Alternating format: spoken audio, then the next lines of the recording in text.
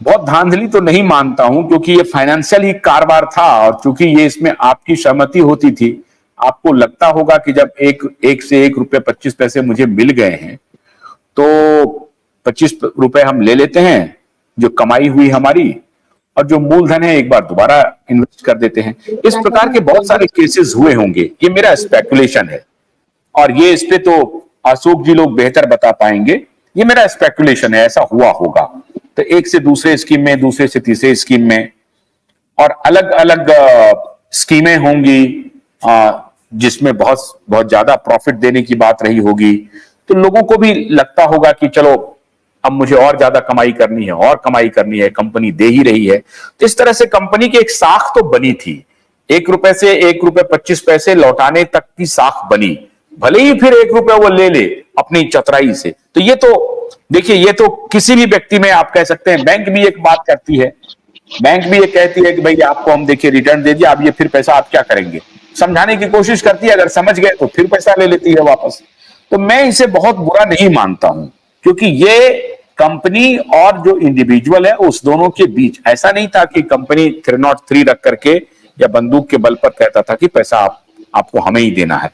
हो सकता है कि कुछ घटनाएं ऐसी भी हुई हों, लेकिन ये 2010 के पहले अगर आप सभी कह रहे हैं, ये मैं एक बार से मैं सबसे पूछना चाहता हूं, जो भी अभी अब दिख रहे हैं हमारे स्क्रीन पर। एक बार और बात मैं कहना चाहता हूं कि अगर लाइव के दौरान कई बार कोई तकनीकी परेशानी इधर से हो जाए, तो आप लोग बातचीत को जारी रखिएगा। हो सकता है कि 1 मिनट या 1 मिनट से कम में फिर मैं दोबारा जुड़ जाऊं, अगर कोई तकनीकी खराबी हो।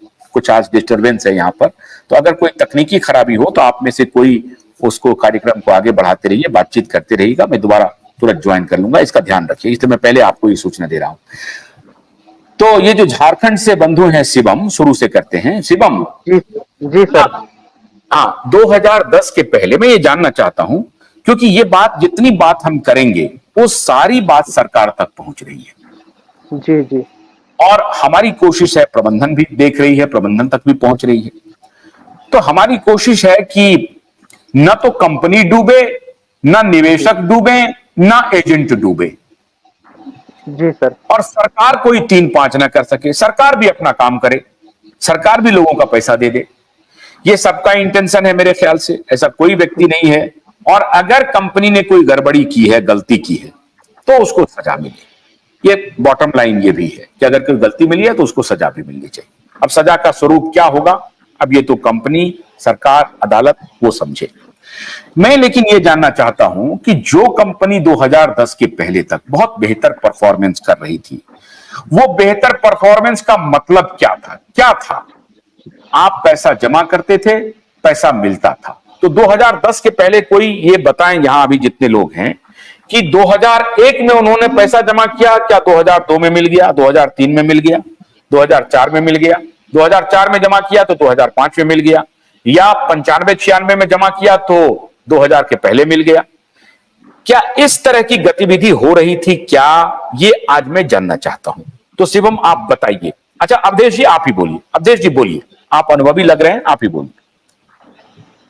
सबसे पहले सर, आशुतोष सर को नमस्कार, और चैनल में जुड़े सभी साथी को नमस्कार। नमस्कार। और सर चैनल आपका हम बहुत दिन से देखते हैं, बहुत बार प्रयास किए जुड़ने के लिए, लेकिन जुड़ नहीं पाए। कल जुड़े थे लेकिन नेटवर्क की वजह से हम फिर बाहर हो गए। धन्यवाद। सबसे पहली बात सर कि यहाँ किसी से कोई आपसी दुश्मनी नहीं। बिल्कुल सही बात। और पहले तो हमको इस बात को ध्यान रखना चाहिए कि हम कहाँ बोल रहे हैं, किनके साथ बैठे हैं, और किस मंच पे बोल रहे हैं, इस बात को हरदम ध्यान रखना चाहिए। बिल्कुल और हमारी जो बातें हैं पूरा हिंदुस्तान देखता है, हमारी बातें बहुत सुसज्जित और अच्छे ढंग से होनी चाहिए। एकदम सही बात, मैं भी इस बात बिल्कुल सही कह रहे हैं आप। मैंने कल भी कहा था कि कोई भी व्यक्ति आते हैं और वो, मैं समझता हूं नाराजगी है, गुस्से में है, लेकिन उसको नियंत्रित करके, आप टेलीविजन पे अगर आप चर्चा कर रहे हैं तो उसको नियंत्रित करके, क्योंकि दूसरे लोग भी देखते हैं उसको, तो एक मर्यादा में रहिए। और मैं तो आप सबके प्रति समर्पित किया हुआ हूं, तो मैं आप सबकी बात को भी मैंने कहा कि भाई जितना लंबा चलेगा हम ध्यान से सबकी बात सुनेंगे, लेकिन एक दूसरे को अपशब्द कह करके, गाली गलौज करके वो ठीक नहीं है। नाराजगी हम मर्यादित तरीके से निकाल सकते हैं। बोलिए। पहली बात तो सर जो आप प्रश्न पूछे उसका आंसर दे दें। 1997 में हम कंपनी से जुड़े। कंपनी 1978 से चल रही थी। 2010 तक सर जितने भी स्कीमें आई, यहां तक कि एक 14 का स्कीम भी चला था, 14 साल में 7 गुना। हमारे चैनल में जुड़े साथी बहुत सारे जानते होंगे कि 2014 साल में 7 गुना उस स्कीम का भी भुगतान हुआ। 2010-11 तक कोई प्रॉब्लम नहीं था। जब ये प्रकरण सहारा से भी चला तो भुगतान होना बंद नहीं हुआ सर। दो स्कीमें का पैसा जो हाउसिंग और अबोर्ड बॉन्ड का पैसा था सेबी के पास चला गया, फिर भी भुगतान बंद नहीं हुआ। कोऑपरेटिव सोसाइटी में कंपनी काम करने लगी, भुगतान बंद नहीं हुआ, लेकिन 12 के बाद रेशियो स्लो हो गया। कोऑपरेटिव सोसाइटी का भी भुगतान हुआ, रेशियो स्लो हुआ, लेकिन 11 तक मेरा मानना, मैं देखा भी हूं कि पेमेंट में किसी की कोई परेशानी नहीं थी, ना कंपनी को, ना जमाकर्ता को, ना करकर्ता को। और आपको 22 तक लगभग हमारे यहाँ, हम गोपालगंज से सर है, बिहार से, 22 तक भुगतान हमारे यहाँ थोड़ा थोड़ा हुआ। यहां तक कि 1 लाख डिपॉजिट है तो 20,000 रुपया उनको दिलाया, 80,000 रुपया डिपॉजिट किया गया, जमाकर्ता से रिक्वेस्ट करके ही कि भाई फंड नहीं है, इस वजह से आपका रीइन्वेस्ट कराया जा रहा है, 18 महीना का रीइन्वेस्ट कर दीजिए, फिर आपको पैसे मिला। तो पैसा सर मिला है। अब रह गया बात कि आज कौन सी वजह हुआ कि ये स्थिति पहुंच गई। तो ऐसा किसी को नहीं था कि कमीशन नहीं मिलता था, पैसा नहीं मिलता था, पैसा मिला सर। अभी तो 3-4 दिन पहले आप ही के चैनल पे सर एक सज्जन है, वो बताए थे, आप रिपीट करके देख लीजिएगा कि 2016 में भी 4.5 लाख रुपया में चुटी उठा है। तो पैसा मिला तब न उठाया सर। और 2 ही स्कीम की आपको हाउसिंग अबोर्ड बॉन्ड पेमेंट बाधित रहा। यह सही बात है कि कन्वर्जन हुआ। अभी सर हमको ये पता नहीं था कि एम्बार्गो लगने के बाद हुआ कि पहले हुआ, ये हमको पता नहीं हुआ, लेकिन कन्वर्जन हुआ है।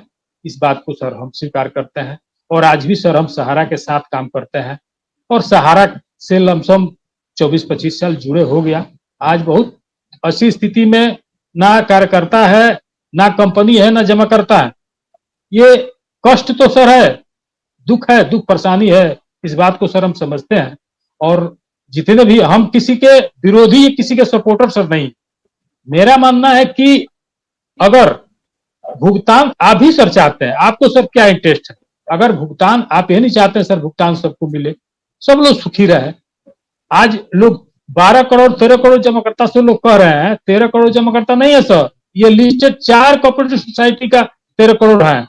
अगर आप देखिएगा बहुत सारे स्कीमें हैं, कमर्शियल के स्कीमें हैं, जिसमें आज देश के आबादी का 50% सहारा के डिपॉजिटर सर हैं।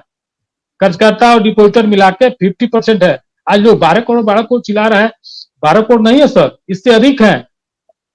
और मेरा सर मानना है कि जो भुगतान की प्रक्रिया भले पोर्टल से हो, लेकिन सहारा कार्यालय अगर खुलेगा तो जो भी सम्मानित जमाकर्ता हैं उनको कोई परेशानी होगी तो उस परेशानी को ऑफिस से दूर किया जाएगा या उनको सही रास्ता दिखाया जाएगा। आज सर स्थिति यह है कि जमाकर्ता भटक रहे हैं, कार्यकर्ता भटक रहे हैं। बहुत सारे कार्यकर्ता डर भी रहे हैं कि फोन कर रहे हैं तो नहीं उठाएं, कुछ बोल देंगे। ऐसा नहीं है, कुछ लोग बोलते भी हैं। तो भाई क्या कीजिएगा, अगर 25 साल 30 साल आपके यहाँ गए, काम किए, पैसा लाए, आज कुछ बोल ही रहे हैं तो बर्दाश्त तो करना पड़ेगा।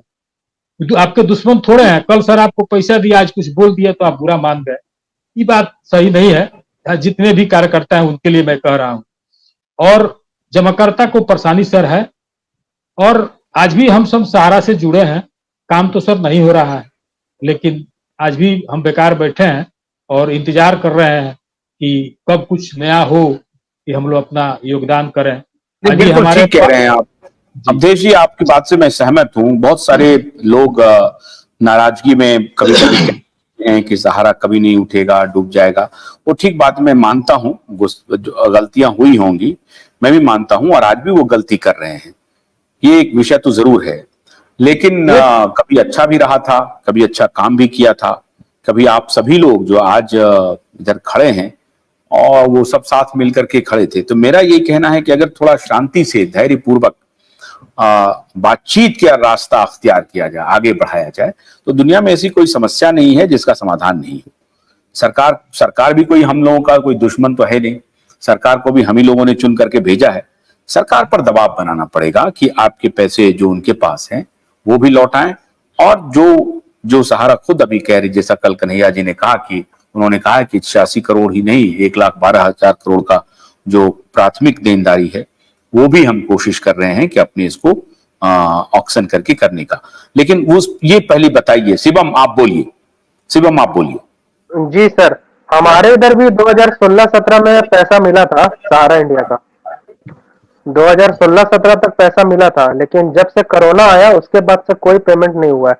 हमारा भी मैच्योरिटी हो गया था 2021 में, लेकिन बोल रहे थे कि अभी हो जाएगा, 6 महीना बाद हो जाएगा। तो 2016 तक जो आपको पैसा मिला, तो आपने कब, आप एग्जाम्पल देते जाइए ताकि ये सरकार तक ये पहुंचे कि ये एक मैसेज चला गया है कि सहारा बहुत बड़ा स्कैम कर दिया।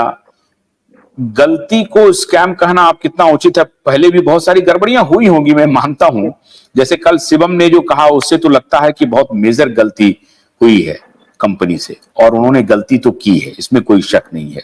लेकिन ये फर्स्ट हैंड निवेशकों से ही बात कर रहे हैं। शिवम, ये जो 2016 तक जो आपको पैसे मिले, ये आपने कब कब जमा किए थे, कब मैच्योरिटी पूरी हुई, और क्या मैच्योरिटी पूरी होने के बाद आपको समय से भुगतान हो जाता था?